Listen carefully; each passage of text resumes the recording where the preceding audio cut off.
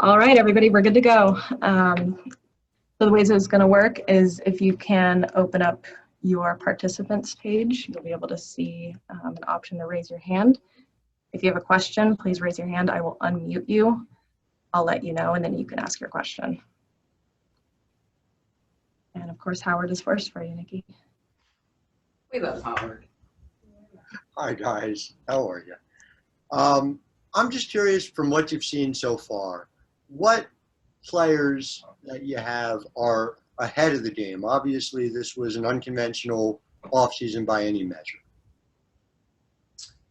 Yeah, I mean, I think right now, the thing I've been the most pleased with is that, the players that we have here right now are in good shape. We're being still very careful in terms of load management. I mean, we went like 2 hours and 10 minutes yesterday and right at 2 hours today, even though we've got a 3-hour slot. But most of them continued to kind of shoot on their own and partner up and shoot at the end. So it's been good. I'm just being careful and not putting too much strain. We have a lot of players who haven't played 5-on-5 in 3, 4, or 5 months. So I think that's the part, controlling what we can control in terms of how much are we doing 3-on-3, 4-on-4, going live as much as we can, but being conscious of, our players are used to having 15 players in training camp, and so their reps are way up. They're getting probably 60% more reps as a result of fewer numbers. And so I think, our goal is to go hard, but to go short. So I don't have anyone that I've been worried about their ability to run up and down the floor. We've been pretty good that way.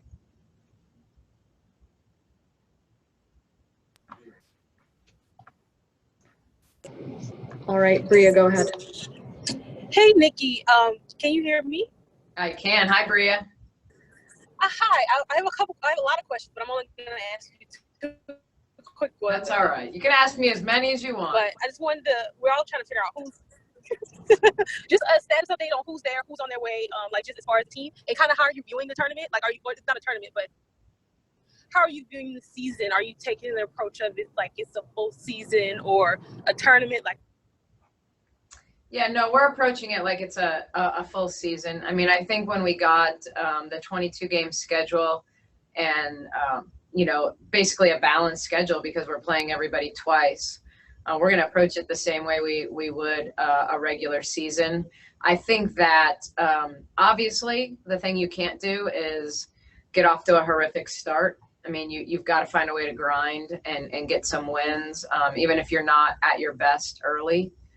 Because I do think with, only 2/3 of the games that we normally would have, I mean, you're going to get yourself in too big of a hole to climb out of if you don't play well early or don't find a way to grind and hover around 500 through the first half of the season. So I think we know that we have to be, our goal has been, let's figure out what, with basically an expansion team right now with 10 new players relative to our roster from a year ago.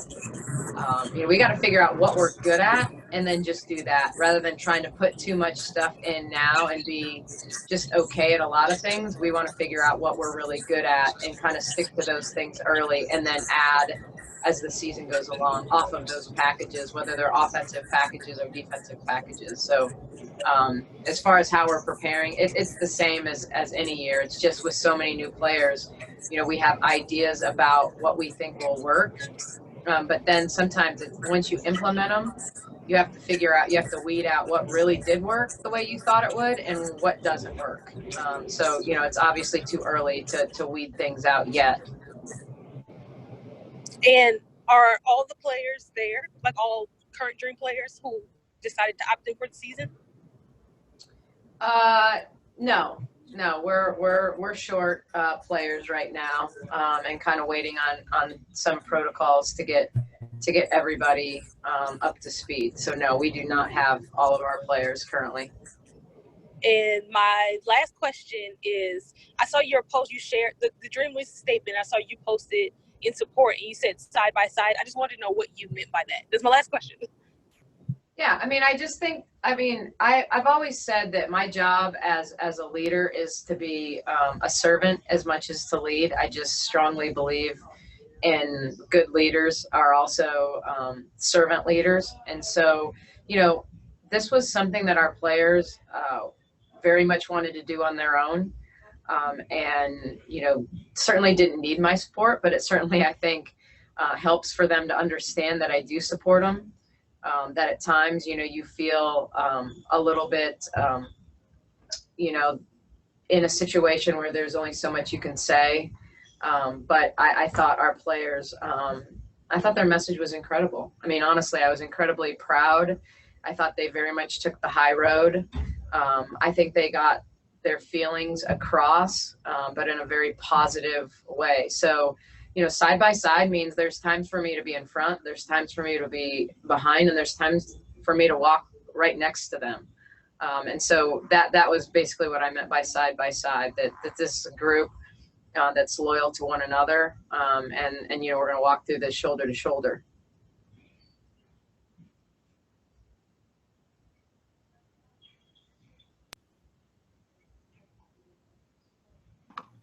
Mike Patton, you can go ahead. Mike Patton, three-point conversion.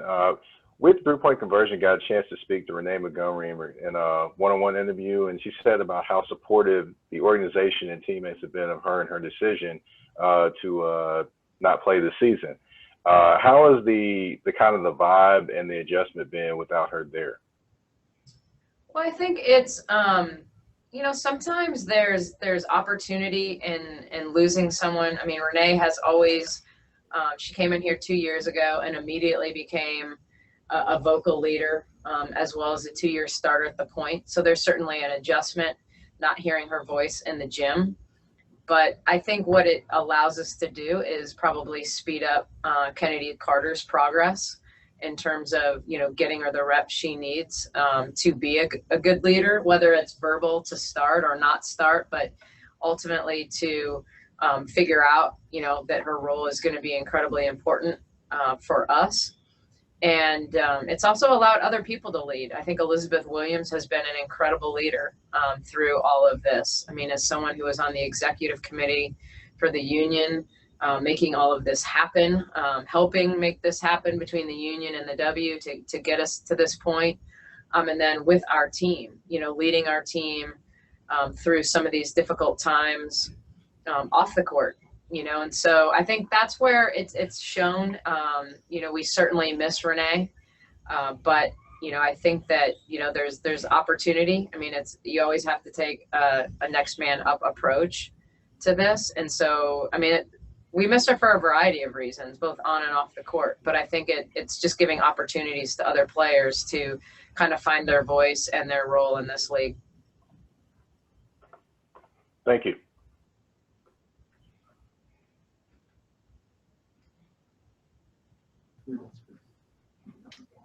Nicki, your favorite intern, Bailey Johnson, has a question.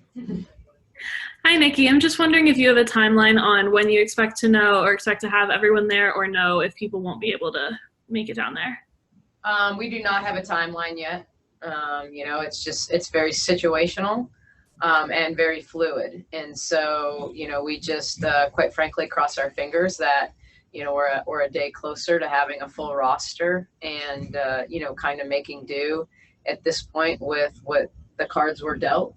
And just, you know, so no, we don't. At this point, you know, it's all, we know these situations are incredibly fluid, and, you know, there's obvious, even, you know, at the point that we're going to have them, then there's quarantine periods, you know, for everyone that comes here to make sure that we keep this place as clean as possible. So, you know, it's going to be a little while probably before we're able to get anyone here that isn't currently, you know, out on the court with us. Great, thanks.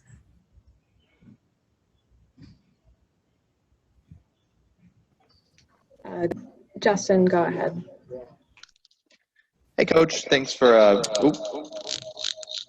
little feedback there.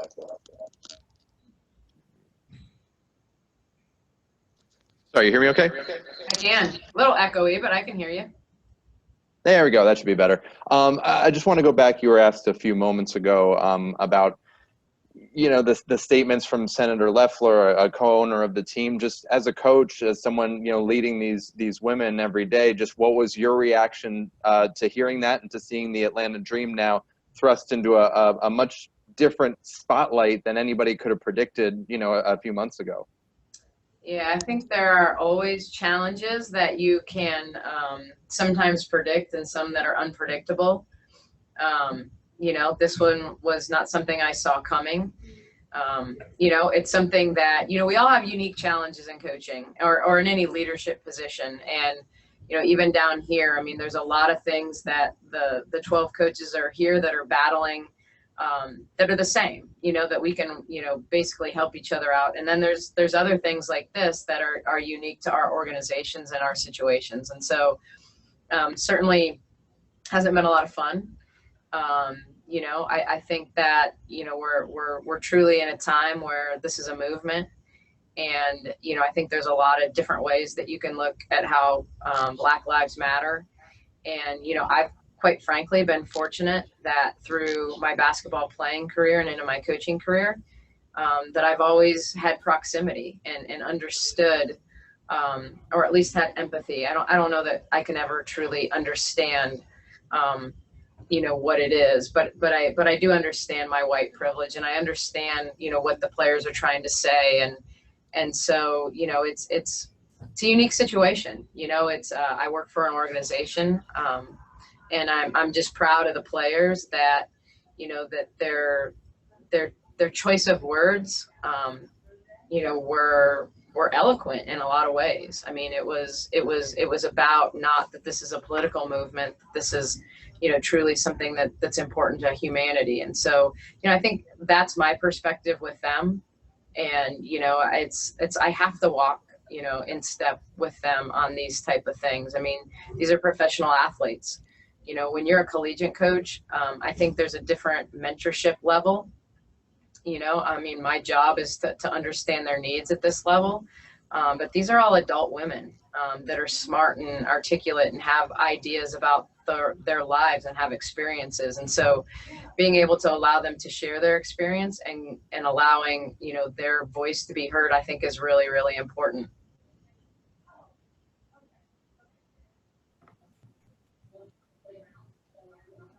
All right, we've got time for one more question here. Doug Feinberg, go ahead. Hey, Nicki, two-part question. Just, you've mentioned that people aren't there. Are you allowed to say who they are, who is not there right now? And the second one is, can what's gone on help you guys chemistry-wise? I mean, obviously the players are all united in their statement. Does that help a team bond a bit early on in obviously a very unusual circumstance with you guys being in this bubble? Yeah, I think I would say two things. One, no, I'm not at liberty to say who isn't here without those players, you know, choosing to say that and speak for themselves. But so I won't necessarily speak to that, but I will say from a chemistry perspective, I do think this mattered to our team, and I do think it's a bonding experience for them. Whether it gives us an advantage, you know, I don't know about that, but I do think that as they saw, you know, kind of their counterparts on other teams be very demonstrative about this situation, and them trying to figure out what the right way to both support their organization but also have their voices heard. I think that was really unique.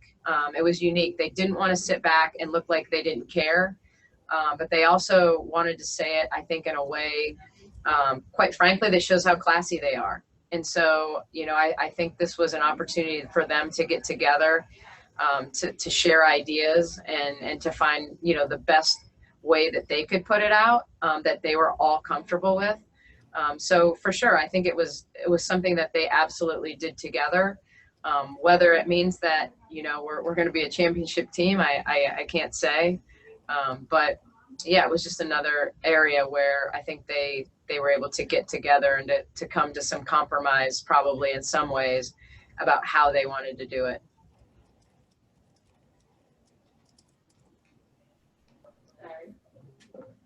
All right, thank you, Coach. You are good to go, and we'll have Elizabeth Williams popping in here in a minute. Bye, guys.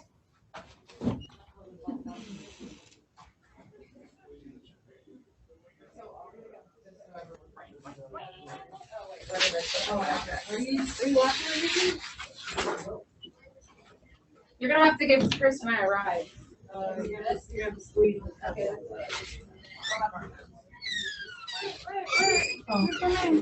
I didn't know we were both in here. I don't want to do it by myself. Okay. Damn. My name Jamie. Right, I lied. We'll have Elizabeth Williams and Blake Dietrick here together. Blake, you don't have to wear your mask right now. It's okay. Yeah. Sorry. All right, what I'm doing is lowering all of your hands. If you had a question for Nicki, if you have a question for our players, please go back and raise your hand again. Perfect, and we will start with you, Michelle. Elizabeth, this is Michelle Vopo of ESPN. If I could ask you two questions, not really related, but one is obviously the statement you guys put out, I thought showed a lot of unity, and I just wonder if you could sort of talk about that process of coming up with that statement. And then a completely different question, your alma mater hired Kara Lawson today as a new coach. I know you're a proud Dookie. I just wondered your reaction to that. Yeah. So we thought it was really important as players to make a statement. We had a call with all the players and all the staff, and the staff was, really supportive and said whatever we want to do, that they would support that. And so for us, we thought it was important to make a statement that, reflected us and reflected, everything that the W has stood for and is standing for, even while we're in the bubble. And I thought we did a good job of explaining that, representing that. And, we felt like we as players had the most power in what we were saying and in our words. And that's why we came up with that. And as far as the Duke hire, I'm excited. I was, really kind of involved in the process, tried to keep up with everything. I gave my feedback as best as I could, because obviously, Duke is important to me and has a special place in my heart. And I think Kara Lawson is a great hire, amazing person, really knowledgeable coach. I've only heard great things about her, so I'm really excited for Duke.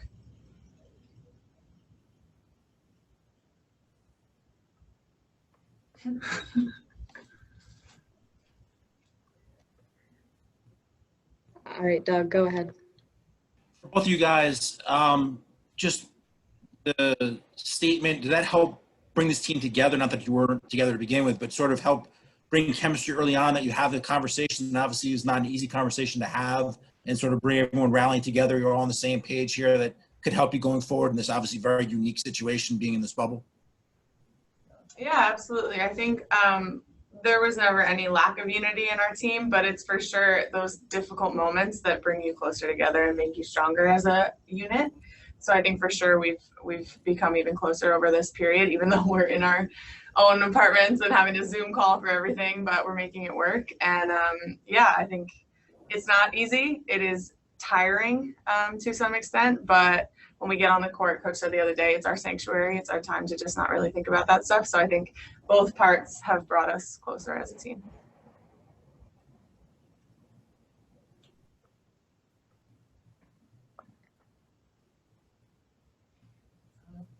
All right, I see Chicks in Sports. Is that you, Kiri? Yes, it is. Hi, guys. Hi, ladies. Hi. Hey. My question is for you both. I know it's like a new environment, new players. Just talk a little bit about your adjustment being in the bubble. Yeah, it's definitely an adjustment. I think, especially the both of us, we came in with pretty open minds. I think a big part of what will make any team successful in this bubble is, how you approach everything mentally. So I think we've come in with a good mindset. I think everyone is just really excited to get on the court and to play, kind of get through that initial quarantine period. So, obviously it's an adjustment, but it's really cool. And it's also cool to have other teams all around. Yeah, I just think it's been an incredible opportunity. I know that there's some kinks that the league is working out or IMG is working out, but they're doing their best and we're doing our best to figure it out as we go. I think we're super lucky that we're living with people. So E and Britt Brewer and myself are living together, and it's really helpful to have that that support system, and we're having family dinners and, you know, that kind of stuff. It just makes it normalizes everything a little bit. But overall, yeah, I think we're doing a decent job adjusting so far.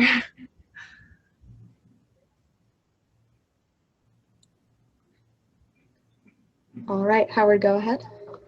Great. Elizabeth, Blake, nice to chat with you both. Elizabeth, this one is for you, and I know you have dual roles here. You've got your role with the Dream. You've also got the role with the PA, which is said there's going to be further conversations with Kathy about possible next steps. I guess I'm hoping you to take me through what you could tell me about those next steps, how you navigate that, and the way in which you think through it, because this is fundamentally a different challenge for you, really, than even anyone else on the executive committee right now. Yeah, I mean, ultimately, I'm in a really unique position on the EC when this, you know, affects my team. I do think at the end of the day, it's up to the league to decide what to do. For us, we felt it was important to put out the statement, so kind of leave the rest up to the league, and we're just going to focus on basketball. Focus on moving forward and continuing to have this huge social justice platform in the bubble. Thank you both.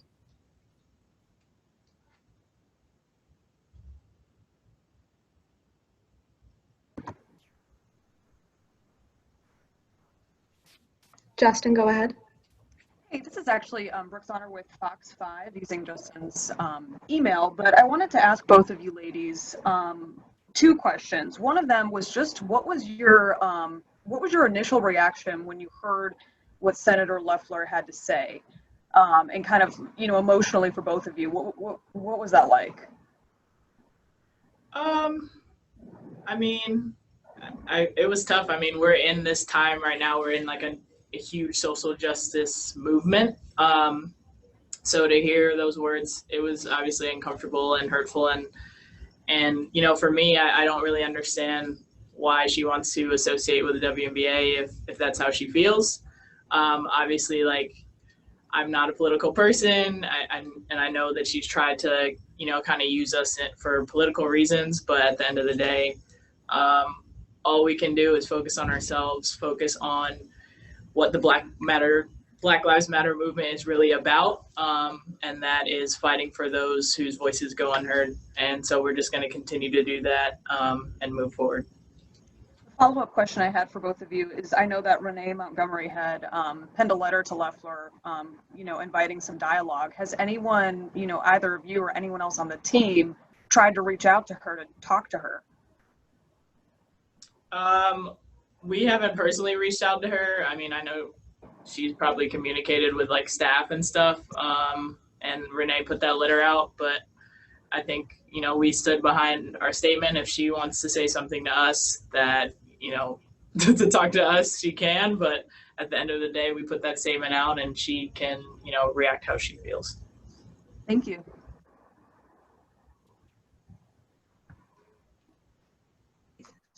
Bailey, you're up. Elizabeth, as one of the only two returning players on this roster, how do you sort of see your role as someone who has the most experience with the Dream of anyone on the team? Yeah, I think I have a unique leadership role, you know, being with Nicki the whole time that she's been in Atlanta as well. So trying to make sure that her philosophies are forwarded to everyone else and to lead by example. I think that's just generally how I try to lead. So yeah, I think it's in a sense, it's kind of cool that everyone is new because we have to kind of relearn everything, and I get to kind of refamiliarize myself with everything. So I'm just looking forward to that.